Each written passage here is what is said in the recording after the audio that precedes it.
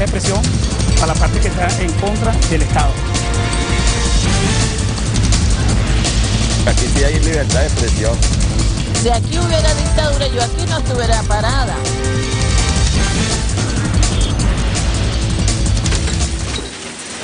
Han derrocado y nombrado gobiernos. Son capaces de sacar a la luz, inmortalizar, destruir o dejar en el olvido a personajes o sucesos. Se les considera el cuarto poder. Son los medios de comunicación social. Tal es su poder que en varios países de la región han debido ser regulados mediante leyes especiales debido al modo inescrupuloso en que sectores económicos dominantes han desvirtuado su importante rol en la sociedad. Bienvenidos a Realidades. Desde Caracas, Venezuela, les saluda Luis Francisco Blandón. Durante la Segunda Guerra Mundial, el gobierno de Adolfo Hitler empleó la propaganda para mantenerse en el poder. Los medios de comunicación se centraron en decir que los judíos eran la causa de los problemas económicos de Alemania. ¿Crees que esa es la forma en la que se dirige un periódico? No sé cómo dirigir uno, solo estoy experimentando con él. Tú sabes que aquí no hay ninguna prueba de esto. Hola, señor Bernstein. Disculpe, señor Kane. ¿Alguna prueba? Señor Bernstein, le presento al señor Thatcher. Mucho gusto, señor. Señor Thatcher, mi ex tutor. No ocultamos nada a nuestros lectores. El señor Thatcher es un fiel lector nuestro. Sabe todo lo que está mal por esta zona. Léalo. Cubana deliciosa. Mandaría poemas sobre el paisaje, pero no quiere gastar su dinero. No hay guerra en Cuba. Wheeler, ¿contesto? Sí, querido Wheeler. Pon tú los poemas. Yo pongo las guerras. Me agrada, señor Kane. ¿Y a mí? En América Latina, muchos dueños de medios se sienten o actúan como el ciudadano Kane. América Latina no escapa a estas prácticas de manipulación y participación de los medios de comunicación en la política. La historia está llena de ejemplos, entre ellos los sucesos ocurridos en el año 2002 en Venezuela, cuando los medios de comunicación fueron artífices en el golpe de Estado contra el presidente Hugo Chávez. Los primeros que llegaron a Miraflores fueron los dueños de los medios. El ministro de la Defensa de Carmona Estanga, él dice que su poder de fuego fueron los medios de comunicación. Y tanto es así que una vez que el pueblo venezolano se lanza a las calles para lograr que su presidente aparezca, porque estaba desaparecido, que el pueblo de Venezuela se agolpa frente al Palacio de Miraflores, frente al Fuerte Tiuna, donde está la sede del Ministerio de la Defensa, los medios privados dejaron, y entre ellos Colombian, de transmitir. Entonces el pueblo mismo no sabía lo que estaba ocurriendo. Posteriormente, la revolución comienza a generar una serie de mecanismos y de espacios comunicacionales que reivindican y que devuelven la voz al pueblo. En 1998, el sector privado de las comunicaciones poseía el 97% de las emisoras FM y el 80% de las concesiones de televisión. En ese momento no existían radios ni televisoras comunitarias y la participación del sector público estaba en retroceso. 13 años más tarde, el dominio lo sigue teniendo el sector privado. De acuerdo con cifras oficiales, en Venezuela hay 2.828 medios de comunicación, de los cuales 2.331 son emisoras de radio, 88 son televisoras, 75 canales de TV por cable o satélite y 334 medios impresos. En cuanto a la pertenencia, solo 3,18% está en manos del sector público, 65,21% es del sector privado, 30,76% son comunitarios y el restante 0,85% no está identificado. De las señales de televisión abiertas, 8 son públicas, 55 son privadas y las otras 25 son comunitarias. De las 2.331 emisoras identificadas, hay 411 públicas, 946 privadas y 36 comunitarias. El resto, 1.417, son clandestinas, la mayoría en manos privadas. Los medios impresos son los únicos que demuestran una tendencia diferente. De los 334 periódicos, 116 son privados, 215 son comunitarios y solo 3 están en manos del sector público. Otro acierto del gobierno bolivariano fue la promulgación en el año 2005 de la Ley de Responsabilidad Social en Radio y Televisión, conocida como Ley Resorte. Como su nombre lo indica, el instrumento legal busca crear responsabilidad en los prestadores del servicio, además de garantizar el respeto a la libertad de expresión e información de los ciudadanos. Igualmente, apuesta por los contenidos nacionales, apoyando la producción nacional e independiente, con lo que se promueve la industria cinematográfica nacional. Otro aspecto importante de esta ley es su apuesta a la inclusión, al facilitar que las personas con discapacidad auditiva puedan disfrutar de los mensajes transmitidos a través de la pantalla. Según establece la ley, los elementos que se difunden a través de los medios son clasificados según el lenguaje, salud, sexo y violencia. Igualmente se establecen bloques horarios, así como los tiempos para publicidad, propaganda y promociones. También restringe su contenido por motivos de salud y orden públicos, además del respeto a las personas. A pesar de la democratización de los medios de comunicación, los sectores económicos poderosos, dueños de medios, grandes cadenas mediáticas y algunos gobiernos de derecha en la región afirman que en Venezuela está en riesgo la libertad de expresión. Sin embargo, usan los micrófonos de manera reiterada para expresar sus opiniones. Si un Estado quiere liberarse comunicacionalmente, tener soberanía, tiene obligatoriamente, en esta circunstancia histórica que estamos viviendo, que tener medios de comunicación y formas alternativas de transmitir su proyecto de mundo. El líder de la Revolución Bolivariana entendía como pocos el poder de los medios de comunicación social y la necesidad de ponerlos al servicio de los históricamente excluidos. Ya desde 1999 había impulsado y conducido el programa Aló Presidente, que le permitía interactuar con los ciudadanos. En sus inicios se trató de un espacio radial, posteriormente se convirtió en uno de los programas televisivos de mayor audiencia, cuya transmisión se hacía los días domingo en horas de la tarde y alcanzaba hasta 4 horas de duración, tiempo dedicado a informar y buscar soluciones a los problemas de los venezolanos. Y ahí estamos nosotros ahora con esta gran batalla.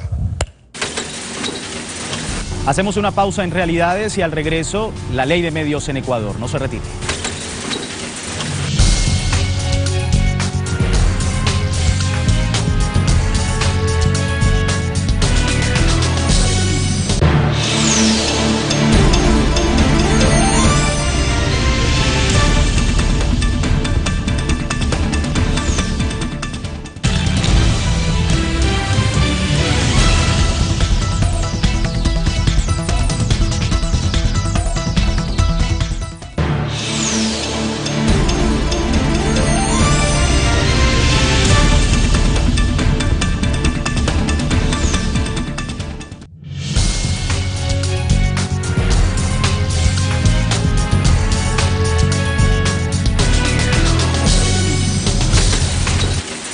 Luego de casi 4 años de un intenso debate, en 2013 el Parlamento ecuatoriano promulga la nueva ley de comunicación.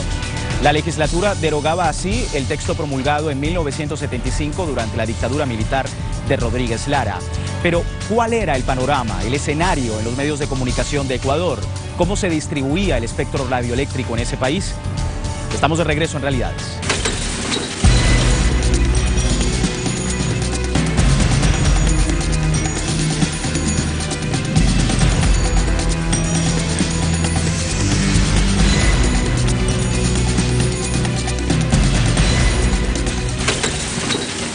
En Ecuador había una situación bastante particular, en un país en donde no había medios públicos, solamente medios de titularidad privada, y necesitábamos diversificar el espectro de comunicación de medios para tratar de enriquecer la comunicación de medios. Eso creo que es el motivo principal. Luego que quedara en suspenso el proyecto de ley de comunicación debido a protestas por parte de medios y la oposición política, la Asamblea Nacional de Ecuador logra aprobarla el 14 de junio de 2013 con el voto favorable del 79% del Parlamento. Pudimos revisar la ley de comunicación enviada por la Asamblea, está muy bien, no hay nada que cambiar, así que le vamos a poner el ejecútese sin ningún veto. Y vamos a firmar este ejecútese aquí, compañeros. ¿Tienen, por favor, la ley? Y también como una respuesta Y un mensaje a los poderes fácticos, a los grandes negocios, contubernio con las ONG fantoches y todo eso, con los imperialistas que pretenden mandar en nuestro país, de que no pierdan su tiempo. Aquí, en Ecuador, con la Revolución Ciudadana, hay soberanía y dignidad y no aguantaremos presiones de nadie, señores. Así que la mejor respuesta a tanto intromisión extranjera, a tanto vendepatria que pidió respaldo extranjero para ver si Correa devuelve la ley a la Asamblea. Nuestra mejor respuesta, compañeros, con absoluta determinación, con absoluta soberanía, como presidente de la República, firmar el ejecútese de una ley histórica, la nueva ley de comunicación de la patria. Pero conozcamos qué contiene dicha iniciativa jurídica del Parlamento ecuatoriano, promulgada por el presidente Rafael Correa. La actual ley de comunicación en Ecuador entró en vigencia hace apenas 3 meses. Antes, el poder mediático incumplió con las normativas vigentes. Se regían por una ley creada en el año 1975, una ley según muchos permisiva y que beneficiaba a los monopolios mediáticos. A lo largo de todo ese tiempo, desde 1975 hasta el año 2013, los comunicadores, las organizaciones sociales, muchos sectores políticos hemos luchado por una verdadera ley de comunicación que garantice los derechos de la comunicación de la ciudadanía y la gente, del pueblo en general, y también de los medios de comunicación y de los comunicadores. Esto se ha logrado con esta nueva ley de comunicación, que a lo mejor no es perfecta, pero es un avance importantísimo, sobre todo en el segundo aspecto, la democratización de la palabra.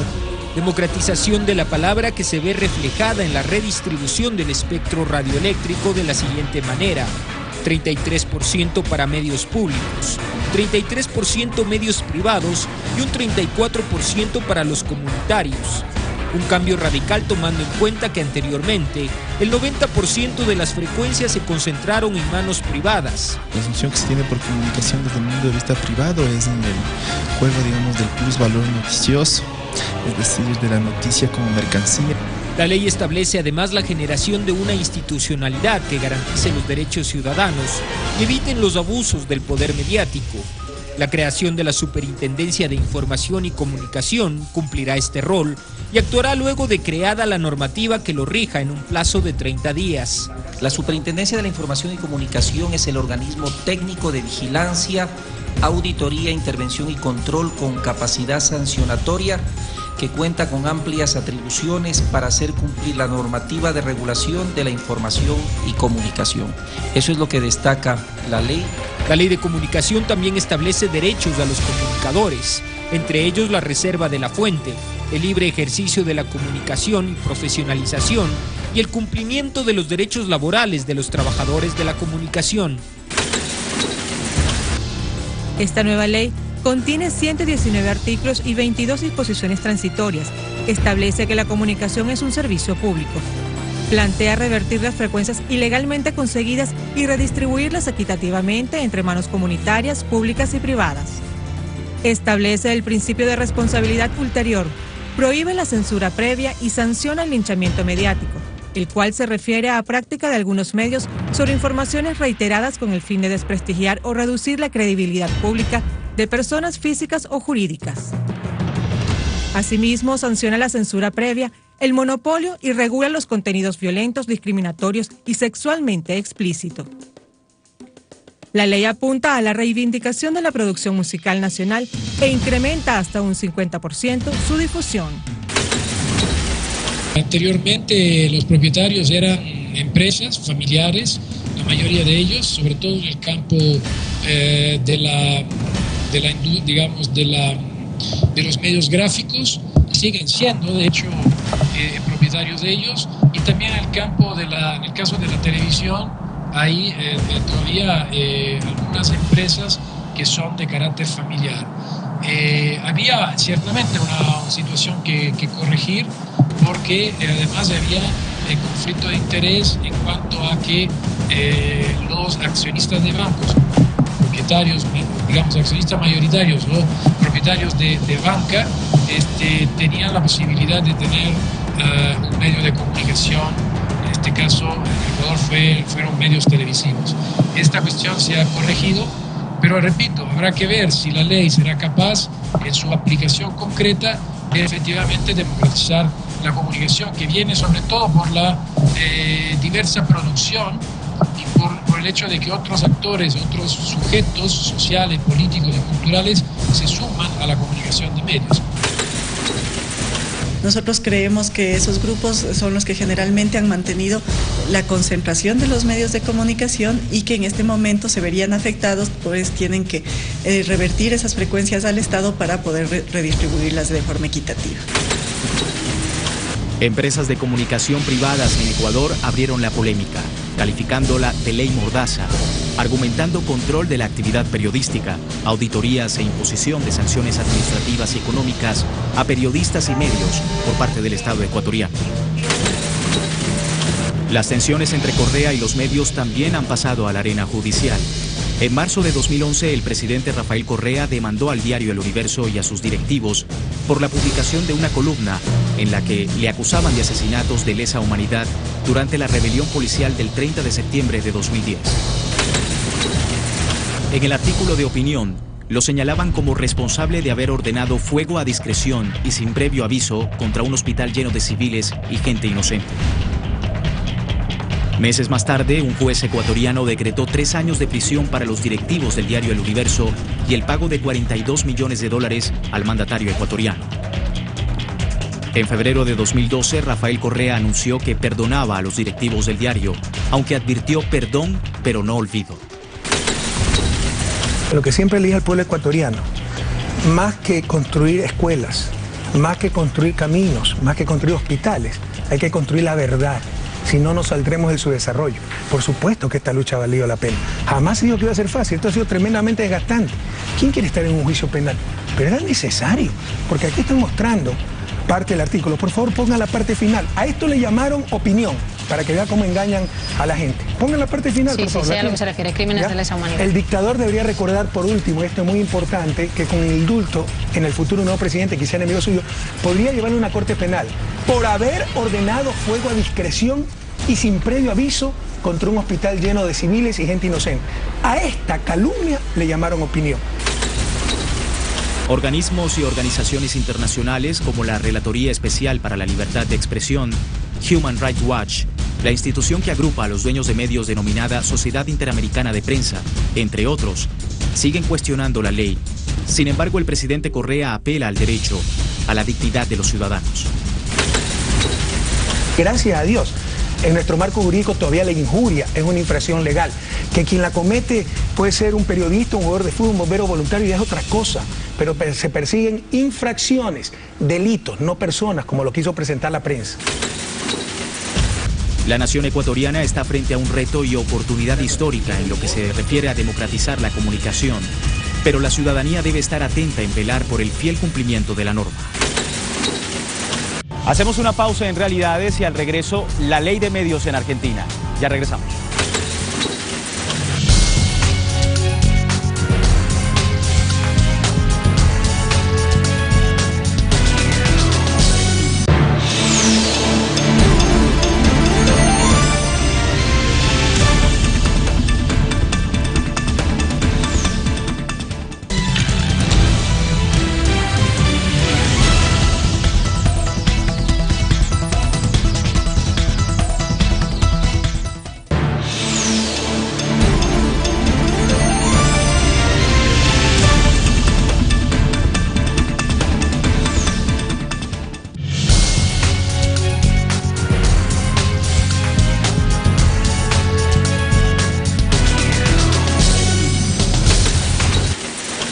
En Argentina también se ha librado una intensa lucha contra los monopolios en el sector de las comunicaciones.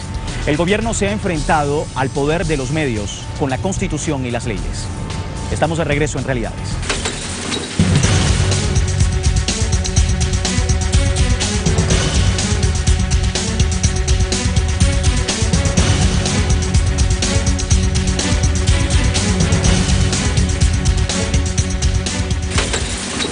En el año 2009, Cristina Fernández, presidenta de Argentina, envió al Poder Legislativo un proyecto de ley para sustituir el decreto ley de radiodifusión impulsado durante la dictadura en esa nación. Tenemos que recordar que la ley que regía la radio y la televisión era una ley que había sido dictada durante la dictadura y que tenía en su matriz, en su articulado, normas que eran muy contrarias a la democracia y muy contrarias a la libertad de expresión. El proyecto de ley se llevó a un debate público en todo el país a través de foros y charlas. Hay que señalar que el nivel de concentración mediático que tiene la Argentina hace que el debate público sea un debate restringido, con un discurso hegemónico. ¿Qué quiere decir esto? Que hay pocos emisores y pocos espacios para voces alternativas, lo cual complica fuertemente aquello que la libertad de expresión requiere, que es un debate público abierto y pluralista donde hay espacio para todas las ideas. Precisamente es este requisito de debate amplio y vigoroso lo que fuerza a hacer necesaria la nueva Ley de Servicios de Comunicación Audiovisual. Y bueno, se sanciona en el 2009 y a partir de esa fecha ha empezado el largo proceso, el largo camino en el cual se cambia de paradigma de la libertad de información como una mercancía a la libertad de información como un derecho. 7 meses más tarde se aprobó la Ley de Servicios Audiovisuales con 44 votos a favor y 24 en contra. Entonces, el Grupo Clarín planteó la inconstitucionalidad de los artículos 41 y 161, cuya aplicación quedó sin efecto tras una medida cautelar a favor de los empresarios.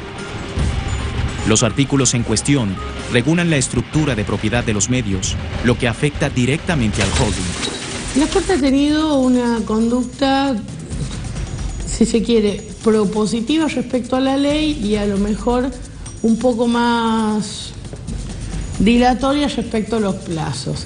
La primera intervención de la Corte en el tema de la Ley de Servicios de Comunicación Audiovisual fue cuando un juez de Mendoza había suspendido toda la ley para todo el país en incumplimiento del régimen de control de constitucionalidad que tiene la Argentina, donde dice que los jueces pueden suspender una norma para el caso particular en un territorio en el que tienen competencia. Esta fue la primera intervención de la Corte. Luego vinieron otras intervenciones donde la Corte siempre se ha manifestado a favor, en general, de la constitucionalidad de la ley, pero si se quiere ha sido un poco menos terminante en cuanto a acortar los plazos. ¿Qué razones ha tenido el Grupo Clarín para oponerse a la ley? Por un lado ha estado la objeción pública que ha dicho que esta ley violaba o vulneraba la libertad de expresión, cosa que ya la Corte ha dicho con claridad meridiana no es así. Y por otro lado está el discurso real, que es la rentabilidad, que esto un poco en las audiencias que se celebraron hace unos meses en la Corte Suprema quedó claro. Es decir, no es libertad de expresión, la libertad de expresión es garantizada por esta ley, sino que lo que el Grupo Clarín defiende es una rentabilidad, que en sí misma la rentabilidad no está mal, el problema es que esa rentabilidad es a costa de callar otras voces, porque el Grupo Clarín tiene una posición dominante a nivel nacional, pero además tiene posiciones casi monopólicas en lo local, es decir, hay muchos lugares del país donde el único servicio que existe es el que presta el Grupo Clarín. Y no fue siempre así. Antes había 2 o 3 prestadores, pero el Grupo Clarín fue comprando la competencia y después la cerró. El Grupo Clarín es considerado no solo el de mayor concentración de medios en Argentina, sino uno de los más fuertes en América Latina. Según el sitio web de Clarín, el grupo lo conforman 4 diarios y 8 revistas, coleccionables textos educativos, además de servicios de impresión y una productora de papel. En el área audiovisual tiene señales de aire, señales de cable, emisoras AM y FM, acceso a Internet y una compañía de medios digitales. La ley impulsada por Fernández tiene un fuerte espíritu antimonopólico. Que no era una ley del gobierno, por supuesto una ley impulsada por el gobierno, una ley que tiene mucho que ver con nuestra idea de igualdad, con nuestra idea de no concentración, pero no fue solamente una ley del gobierno, sino una ley de consensos, una ley de mayorías. Y me parece que en este día de entrada en vigencia plena también es un momento que vale la pena reflexionar en dónde residía y dónde reside el poder en la República Argentina. La llamada Ley de Medios garantiza la libertad de expresión. Toda persona tiene derecho a investigar, buscar, recibir y difundir informaciones, opiniones e ideas sin censura previa. Le pondrá límite a los monopolios. Se adoptarán políticas efectivas para evitar la concentración de la propiedad de los medios de comunicación. La ley establecerá cuotas que garanticen la difusión sonora y audiovisual, contenidos de producción local, nacional y propia. Esto implica producción realizada por actores, músicos, directores, periodistas, artistas, investigadores y técnicos argentinos. La publicidad sonora y audiovisual será de total producción nacional y deberá siempre diferenciarse de los contenidos de la programación. Se difundirá en tandas claramente identificadas al inicio y al final por la señal distintiva del medio y no inducirá a estafas y engaños a la comunidad. Los sistemas de distribución de señales deberán incluir en su grilla de canales las emisoras de TV de aire de la localidad, el canal público nacional y un canal con producción informativa local y propia. Tras más de 4 años, finalmente la Corte Suprema de Justicia puso fin a la controversia judicial sobre la constitucionalidad de la Ley de Servicios de Comunicación Audiovisual. Y está claro que la ley lo que plantea es enfrentar las tendencias monopólicas que lesionan la libertad de expresión. Y la Corte hoy ratifica esto. Si no hay una intervención que regule el mercado de la comunicación, no se garantiza la libertad de expresión. En su fallo, la Corte entendió que no se encuentra afectados los derechos a la libertad de expresión del Grupo Clarín y que no ha sido acreditado que el régimen de licencias que establece la ley ponga en riesgo la sustentabilidad económica del multimedio. Porque era un solo grupo, el más importante de la Argentina, el que maneja más del 70% de la comunicación argentina. El máximo Tribunal de Justicia consideró que la ley de medios garantiza la libertad de expresión y la multiplicidad de voces de todos los argentinos.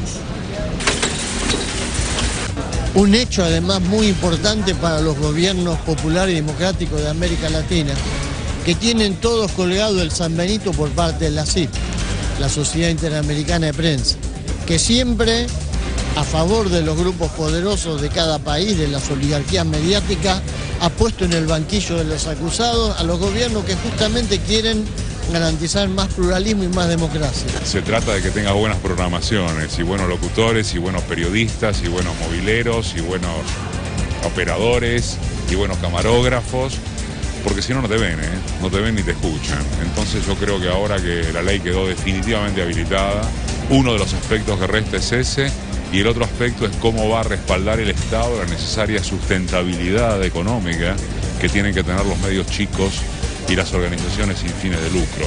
La ley prevé eso. A 30 años ininterrumpidos de democracia, los argentinos celebran haber logrado dejar atrás un decreto de medios de la dictadura militar que favorecía a las grandes corporaciones mediáticas. Estoy muy emocionada, muy contenta, son muchos años de lucha de mucha gente por una comunicación más democrática y la verdad es lo que esperábamos. Feliz de la vida, feliz. Yo estuve militando mucho tiempo, los 4 años, la ley de medios, y bueno, que la Corte haya aprobado y que a Clarín se tenga que adecuar a la ley es muy bueno, tanto para la cultura y la comunicación. Nuevas acciones contra la ley anuncian sus detractores, pero lo cierto es que el país toma la vía de quienes continúan haciendo lo necesario para dar voz a quienes nunca la han tenido. La lucha por la democratización de las comunicaciones y por el derecho de los pueblos a estar informados es de larga data. Se han dado los primeros pasos, pero es la ciudadanía la llamada a garantizar su cumplimiento. Otros pueblos se irán sumando. Hasta aquí la presente edición de Realidades. Para comunicarse con la producción de nuestro programa puede escribirnos al correo realidades@telesurtv.net o en nuestra cuenta en Twitter @realidadestlsur. Gracias por acompañarnos.